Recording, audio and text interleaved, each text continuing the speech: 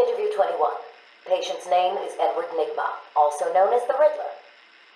So, Edward, Warden Sharp tells me you've been leaving threatening riddles scrawled on the asylum walls. Again. One would have to be severely paranoid to read threats into harmless riddles, Dr. Young. May I test you with one? Very well. What is it that walks on 4 legs, then 2 legs, and finally 3 legs? A human being.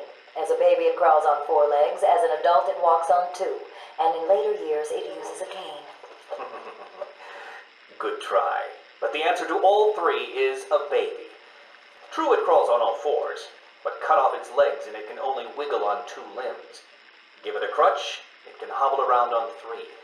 You see? It's horrible. How can you even joke about that? Easily, Doctor. It's not my baby. Taped interview 39. Patient's name is Edward Nigma. At this point in time, I've yet to decide if Mr. Nigma is a suitable candidate for the Titan process. I'd like to talk about your childhood. Miserable. Next. By all accounts, that is where your fascination with riddles began. I believe discussing those years could explain your compulsive behavior. Very well. My father hated me. Always called me a moron. I see. I was determined to prove him wrong, so I entered a contest at school. A $20 prize to the kid who could figure out an almost impossible logic problem. I won, of course. And that pleased your father? Hardly. He was convinced I had cheated. He kept yelling, "You must have cheated! Admit it, you moron! You cheated!" I swore I didn't, and he hit me for lying. I'm sorry to hear that, Edward. Don't be.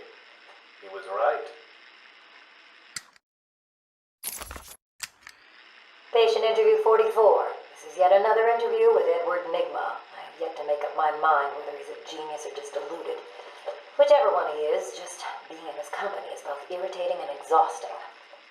Hello, Miss Young. You look tired. Anything you need my help with?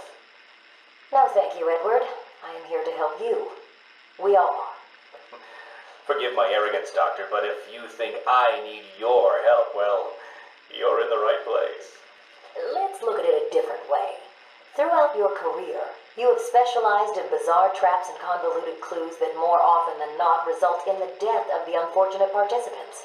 And if the citizens of Gotham were smarter, my games would be merely an amusing diversion. Instead of death traps. You really should be thanking me. Weeding out the ignorant, the stupid, the useless. But don't worry, I'm sure you would survive. What a lovely photo on your desk, Doctor. Your family? Mother, perhaps. Put that down. Get out. Go on. Let's discuss your obsession with Batman. Hardly an obsession, Miss Young. I simply feel an obligation to expose him. You know who he is? More important, I know what he is. What do you mean?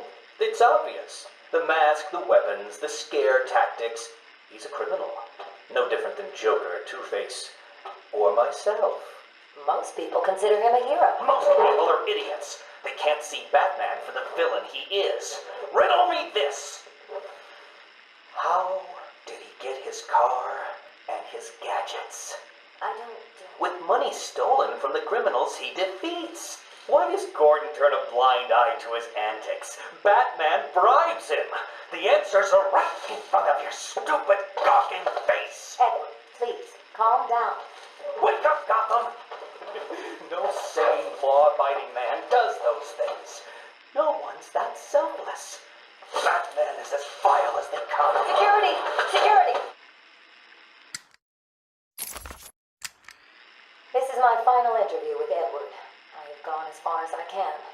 I can no longer tolerate his mood swings and tantrums. I have more important work to be getting on with.